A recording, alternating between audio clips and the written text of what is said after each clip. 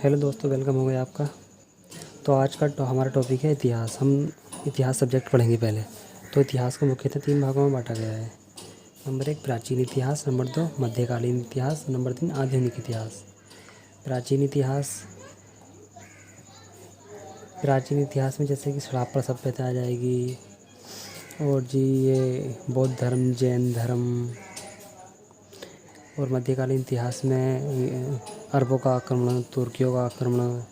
और ये आधुनिक इतिहास में अंग्रेज आ जाएंगे यहाँ पे। आधुनिक इतिहास में अंग्रेज के साथ साथ राजा भी चलते रहेंगे। तो जैसे जैसे हम आगे बढ़ते रहेंगे वैसे वैसे हमें टॉपिक के बारे में नॉलेज होती जाएगी। तो पहले हम स्टार्ट करेंगे मध्यकालीन भारत का इतिहास। तो मध्यकालीन भारत का इतिहास। भारत का इतिहास। तो मध्यकालीन भारत का इतिहास जो इसका टाइम पीरियड है वो 750 से मध्यकालीन 750 से ये 1707 तक, मतलब औरंगजेब की मृत्यु तक, ईस्वी तक, 1707 ईस्वी तक है। तो इसमें मध्यकालीन इतिहास में जो हम इसे भी 2 भागों में बांटा गया है। नंबर 1 पूर्व मध्यकालीन भारत का इतिहास, मध्यकालीन भारत का इतिहास, और जी मध्यकालीन भारत का इतिहास, कालीन भारत का इतिहास पूर्व मध्यकालीन। तो पूर्व मध्यकालीन में जो इम्पोर्टेंट राजा हैं उन राजाओं के बारे में पढ़ेंगे।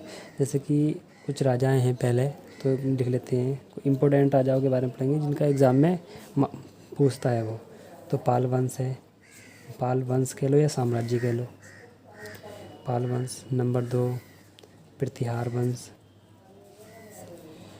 प्रतिहार वंश। नंबर 3 राष्ट्रकूट, राष्ट्रकूट वंश।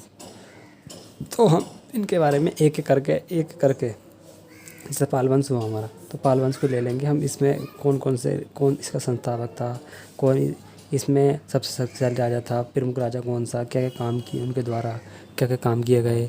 तो इन सब के बारे में हम चर्चा करेंगे। तो इसका पूर्व मध्यकालीन भारत के इतिहास में और भी राजा हैं। अभी 3 राजा को देख लेते हैं। जैसे जैसे आगे बढ़ते रहेंगे वैसे वैसे हम इनके बारे में जानकारी प्राप्त करते चले जाएंगे। जैसे पाल वंश को देख लो। पाल वंश, पहला वंश पाल वंश। पाल वंश है किसका है? पूर्व मध्यकालीन भारत के इतिहास। इसका टाइम पीरियड है पूर्व मध्यकालीन भारत का इतिहास। तो पाल वंश का संस्थापक जो था वो गोपाल था, गोपाल। इसमें जो शासक, इसका जो वो टाइम पीरियड रहा है वो 750 से 770 तक रहा है। यानी कि इसने 20 वर्ष तक शासन किया, 20 वर्ष तक। तो 20 वर्ष तक इसने गोपाल ने शासन किया, मतलब और ये ना कोई राजा का बेटा था। और जब हर्ष का शासनकाल ख़त्म हो गया था, मतलब हर्ष का देहांत, मृत्यु के बाद वहाँ उसका शासनकाल बिखर गया।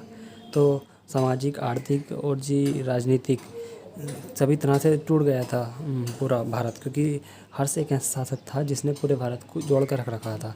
इससे पहला शासक जो था वो अशोक था। अशोक ने भी पूरे हमारे भारत को जोड़ कर रखा। और इसके बाद जो रहा वो रहा था अकबर। अकबर के शासनकाल में पूरा भारत एक साथ रहा, मतलब एकजुट रहा। तो ऐसे मुख्यतः 3 शासक हुए हैं जिन्होंने हमारे पूरे भारत को जोड़ कर रखा। पहला अशोक था, दूसरा हर्ष था, और तीसरा अकबर था। तो हर्ष के शासनकाल के बाद जब उसका देहांत हो गया था, मृत्यु हो गई थी, किस कारण से मार दिया गया था उसके बारे में बात करेंगे अभी हम। तो ये फिर कुछ छोटे जगह के भारत में छोटे जगह के राज्य उत्पन्न होने लगे, मतलब